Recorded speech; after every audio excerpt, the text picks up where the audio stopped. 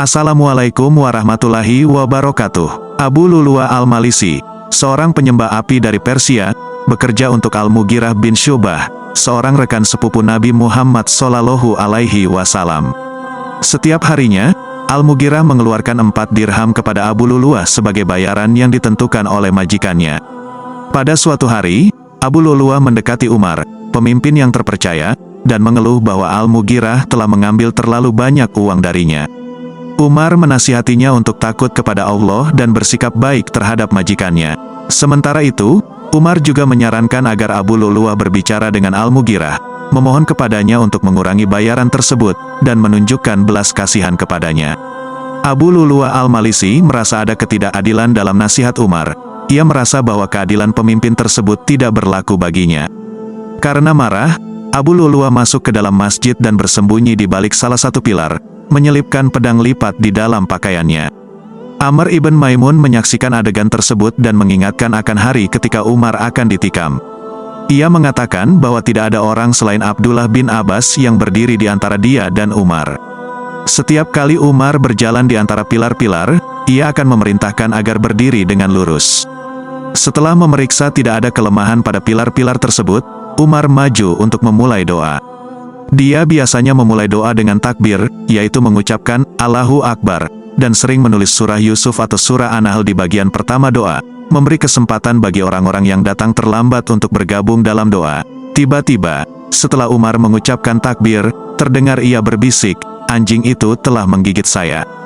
Dalam sebuah cerita yang menggegerkan, saat pelaku pembunuhan menikam Umar, Abu Lu'lu'ah al-Malisi, dengan tanpa belas kasihan, menusukkan berulang-ulang pedang beracun ke tubuhnya. Setelah itu, tanpa pandang bulu, ia menyerang jemaah lainnya, melukai 13 orang yang tidak bersenjata dan 7 orang yang tak berdosa. Upaya pembunuhannya tiba-tiba digagalkan oleh seorang temannya yang menikamnya, dan Abu Lu'lu'ah al-Malisi menyadari bahwa dia tak bisa melarikan diri. Akhirnya, ia memilih mengakhiri hidupnya. Orang-orang yang berada di sekitar Umar menyaksikan kejadian tragis tersebut, sebagaimana yang diceritakan oleh Umar ibnu Maimun. Namun, orang-orang di bagian lain masjid tidak menyadari apa yang terjadi. Mereka tidak bisa mendengar suara Umar yang berusaha meminta bantuan. Abdul Rahman bin Auf mendorong jemaah untuk berdoa, dan ketika doanya berakhir, Umar meminta Ibnu Abbas untuk mencari pelaku serangan. Setelah penyelidikan, Ibnu Abbas akhirnya melaporkan bahwa pelaku adalah Al-Mughirah, yang juga dikenal sebagai Abu Lu'lu'ah al-Malisi. Umar mengucapkan terima kasih atas informasi tersebut dan berdoa semoga Allah merahmati Al-Mughirah. Ia merasa bersyukur bahwa ia tidak tewas oleh tangan seorang yang mengaku sebagai Muslim. Amr bin Maimun mengatakan bahwa ada seseorang yang memberikan berita baik bahwa Allah memberkahi perhimpunan Umar dengan Nabi Muhammad Shallallahu Alaihi Wasallam, dan menghargai keadilan serta jasanya dalam Islam sebagai seorang khalifah yang bijaksana. Umar mengungkapkan harapannya bahwa semua hal yang disebutkan tersebut akan terjadi. Kesalahan Abu Lu'lu'ah al-Malisi tidak menyebabkan kerugian atau keuntungan baginya. Ketika dia berpindah ke alam lain, dia seolah-olah menyentuh tanah. Umar memanggilnya kembali, memberi nasihat bahwa dia sebaiknya mengangkat pakaiannya dari tanah untuk menjaga kebaikan dan kemuliaan pakaian tersebut. Umar berpikir tentang masa depannya ketika dia akan berpisah dari jabatan khalifah. Kecemasan merayap ke dalam pikirannya, tetapi dia tetap menemukan keberanian untuk memberikan nasihat kepada penerusnya. Umar menyadari bahwa mereka akan dihadapkan pada cobaan dan godaan, tetapi mereka harus tetap berpegang pada jalan kebaikan dan menjauhi kejahatan. Akhirnya, Umar merenungkan tentang kuburannya dan tempat pemakamannya. Dia bertemu dengan Abdullah, penerusnya, dan memberikan pesan bijaksana, "Pergilah ke Aisyah, istri Nabi Muhammad Shallallahu Alaihi Wasallam, ibu dari para pengikutnya, dan sampaikan salam dariku. Tetapi, jangan menyebutkan bahwa Umar adalah pemimpin pengikut hari ini, karena saat ini aku tidak lagi menjadi pemimpin pengikut. Katakan kepadanya bahwa Umar ibnul Khattab meminta izin." Dalam pesan terakhirnya, Umar ingin memastikan bahwa penerusnya tidak menganggap dirinya lebih tinggi dari para pengikut lainnya dan selalu memohon izin dan pertolongan Allah dalam menjalankan tugasnya. Pesan ini mencerminkan kebijaksanaan Umar dalam membimbing generasi penerusnya dan mengajarkan nilai-nilai kesederhanaan dan ketakwaan.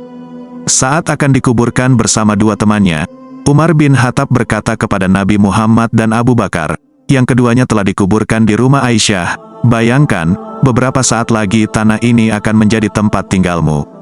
Pada saat-saat terakhirnya, Umar tidak panik meskipun menyadari kekacauan yang biasanya terjadi saat kematian. Dia berpikir dengan cepat, seolah-olah masih dalam masa hidupnya.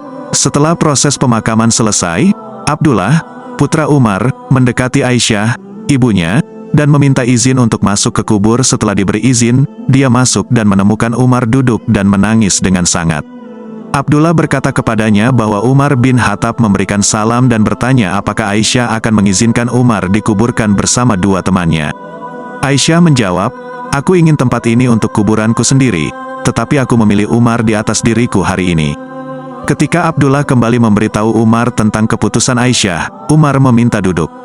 Lalu, Umar berpindah dan duduk di samping Abdullah dan bertanya apakah Abdullah yakin dengan keputusannya. Hal ini membuat Umar merasa cemas dan terganggu. Ketika saat kematian mendekati, Umar bin Khattab berpikir dalam hatinya, "Oh, pemimpin pengikut, ini adalah apa yang Anda harapkan." Umar telah memohon untuk ini. Dengan tulus, Umar berkata, "Alhamdulillah, tidak ada yang lebih berarti bagi saya daripada ini." Amr ibn Maimun, sang pencerita peristiwa ini, menyampaikan dalam laporan lain bahwa dia mendengar berkata, "Ini adalah perintah Allah, dan perintah Allah akan berarti kematian, seperti halnya yang akan dialami Umar." Ketika saat-saat terakhir Umar semakin dekat, tanda-tanda kesedihan mulai muncul. Namun, Abdullah bin Abbas mencoba menghibur dan melepaskan beberapa dari penderitaannya dengan berkata, "Oh, pemimpin, tak peduli apa yang terjadi pada dirimu, engkau adalah teman Rasulullah Shallallahu Alaihi Wasallam. Dan engkau adalah teman yang berbudi kepada mereka, Nabi Muhammad Shallallahu Alaihi Wasallam. Dan Abu Bakar, jika engkau tetap bersama mereka, mereka akan senang padamu, dan jika engkau meninggalkan mereka, sementara mereka merasa senang denganmu, engkau akan meninggalkan mereka juga." Umar merespons namun terkejut dengan kata-kata Abdullah bin Abbas yang menjelaskan kondisi dirinya. Hingga detik-detik terakhir kehidupan Umar, dia mengutarakan rasa terkejutnya, "Bagaimana kalian menyebutkan kebaikan-kebaikan yang saya peroleh dari pertemanan saya dengan Nabi Muhammad Shallallahu Alaihi Wasallam dan Abu Bakar, serta kebahagiaan mereka dengan diri saya? Semua kebaikan yang tampak dalam diri saya saat ini adalah berkat kalian dan teman-teman kalian. Kebaikan ini telah melebihi segala rintangan dan cobaan." Umar merasa sangat prihatin atas kebaikan dan keselamatan umat Nabi Muhammad Shallallahu Alaihi Wasallam setelah dia meninggalkan dunia ini. Akhirnya, Umar menyelesaikan pembicaraannya dengan sikap yang penuh dengan harapan dan pemikiran yang mendalam.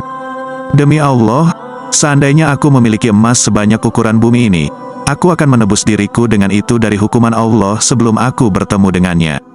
Renungkanlah siapa yang mengucapkan kata-kata ini. Bukan seorang yang kafir yang mengabaikan tujuan penciptaannya, bukan seorang penjahat yang menjalani hidup dengan mengikuti dosa, bukan seorang muslim biasa yang gagal mencapai dasar-dasar Islam dan mengabaikan segala nasihat yang telah diterimanya. Ini adalah Umar, yang dijamin surga oleh Rasulullah Shallallahu Alaihi Wasallam. Surga bagi Umar telah disebutkan oleh Nabi dalam mimpi-mimpinya berkali-kali. Dia telah masuk ke dalam mimpi Rasulullah Shallallahu Alaihi Wasallam. Berkali-kali, dia telah dijanjikan syahid oleh Rasul dan diberikan sebagai syahid saat memimpin orang-orang beriman dalam salat.